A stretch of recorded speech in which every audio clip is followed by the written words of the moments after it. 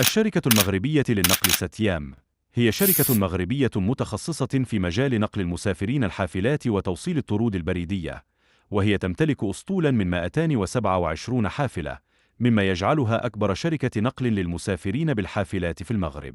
وتعتبر الورشة المركزية لسيد البرنوصي التي تمتد على مساحة 5000 متر مربع من أهم الورشات التابعة لشركة ستيام، وهي قادرة على صيانة أزيد من 60 حافلة في اليوم. وإلى غاية سنة 2020 أصبحت الستيام تضم 1094 موظف، بينهم 90 نساء. أصل التسمية: كلمة ستيام CTM هي اختصار بالفرنسية لجملة Compagnie de Transport au Maroc، والتي تعني الشركة المغربية للنقل. تاريخ: 1919 تأسيس الستيام.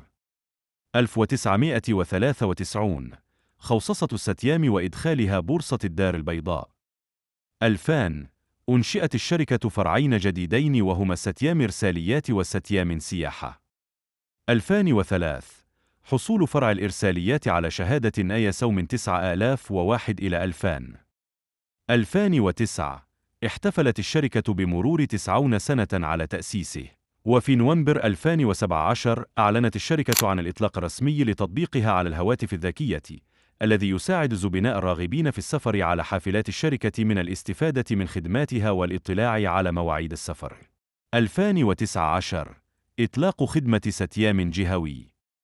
2020 قامت ستيام بالاستحواذ على جميع أسهم شركة ستاس لتعزيز حضورها في مجال النقل الطرقي بالمغرب. ستيام بريميوم. في فبراير 2014 أعلنت شركة ستيام عن خدمتها الجديدة ستيام بريميوم، وهي خدمة تعتمد على حافلات خاصة حيث يتم تخصيص صالون خاص للمسافرين في محطات ستيام، بالإضافة إلى توفر خدمة الإنترنت المجاني في المحطة وفي الحافلة. ومن بين مميزات حافلات بريميوم هو اعتمادها على خط مباشر عوض التوقف بين المدن، وتخفيض مدة رحلة السفر، وهو ما يجعل سعر تذاكر بريميوم أغلى من باقي حافلات ستيام الأخرى.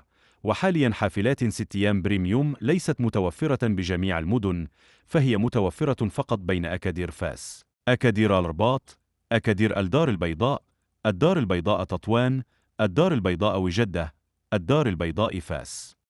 الرحلات الوطنية والدولية. تتوفر ستيام على شبكة نقل واسعة، حيث أن حافلاتها تتنقل بين أكثر من 100 وجهة ضمن وجهات التراب الوطني و60 في 5 دول أوروبية، وهي فرنسا، بلجيكا، إسبانيا، إيطاليا وألمانيا. وفي كل سنة تقطع الشركة في المتوسط في 5 دول أوروبية، وهي فرنسا، بلجيكا، إسبانيا، إيطاليا وألمانيا. وفي كل سنة تقطع الشركة في المتوسط 20 مليون كيلومتر، ويبلغ حجم نقل ركاب 2,000,000 راكب. الرحلات السياحية. تقوم ستيام بإيجار حافلاتها مع سائقين للشركات والمدارس والأفراد للتجول في كل أنحاء المغرب، سواء للأنشطة الثقافية أو المدرسية أو الرياضية أو للأعمال. نقل الطرود. تعمل ستيام على نقل الطرود عبر 120 فرع متوزعة على كل التراب الوطني، وتتوفر على 220 وسيلة نقل السلع بين حافلات وشاحنات وسيارات، ويبلغ حجم نقل السلع ل 350 طن سنويا و5 ملايين طرد. المحطات. تمتلك ستيام بالمغرب محطات خاصة بها، وهي مجهزة بمقاهي وشاشات تلفاز، وتوجد هذه محطات ستيام في العديد من المدن: طنجة، مكناس، فاس، الرباط، الدار البيضاء، مراكش، ورزازات وتطوان. أما في المدن الأخرى فتستخدم ستيام المحطات الطرقية العامة المشتركة مع الشركات الأخرى، أو تقتصر فقط على وكالات صغيرة خاصة بها في المدن الصغرى. الأسطول. تتوفر ستيام على أسطول كبير من الحافلات ذات جودة جيدة خاصة. أغلب هذه الحافلات هي من صنع شركة إريزار. كما تتوفر أيضا ستيام على أسطول من السيارات الخاصة بنقل الإرساليات، تقوم بتشغيلها شركتها الفرعية ستيام إرساليات. الخطوط. الرباط أكادير 275 درهم. الرباط تيزنيت 300 درهم. الرباط بني ملال 125 درهم. الرباط ورزازات 210 درهم. الرباط العيون 545 درهم. الدار البيضاء لفنيدنق 175 درهم. الدار البيضاء تطوان 165 درهم. الدار البيضاء شفشاون 170 درهم. الدار البيضاء النظور 220 درهم. الدار البيضاء فاس 110 درهم. الدار البيضاء أزر 145 درهم. الدار البيضاء تازة 185 درهم. الدار البيضاء بركان 255 درهم. الدار البيضاء وجدات 245 درهم. الدار البيضاء أكادير 240 درهم. الدار البيضاء رشيدية 220 درهم. الدار البيضاء زكورا 260 درهم. الدار البيضاء سوينير 155 درهم. الدار البيضاء ترودانة 205 درهم. الدار البيضاء تيزنيت 270 درهم. الدار البيضاء تافروت 270 درهم.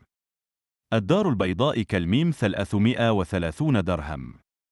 الدار البيضاء طانطان 350 درهم. الدار البيضاء العيون 505 درهم. تطوان النظور 165 درهم. تطوان وجد 235 درهم. تطوان فاس 120 درهم. أغلب حافلات 6 أيام من تطوان إلى فاس تمر عبر وزن وشفشون. وتوجد أيضا حافلة 6 أيام من تطوان إلى فاس تمر عبر سيدي قاسم وسوق الأربعاء. أكادير ورزازات 160 درهم. أكادير فاس 330 درهم. أكادير السمارة 220 درهم. أكادير العيون 280 درهم. أكادير بوجادور 355 درهم. أكادير الداخلة 440 درهم. أرفود فاس 165 درهم. وهذا ما في الأمر.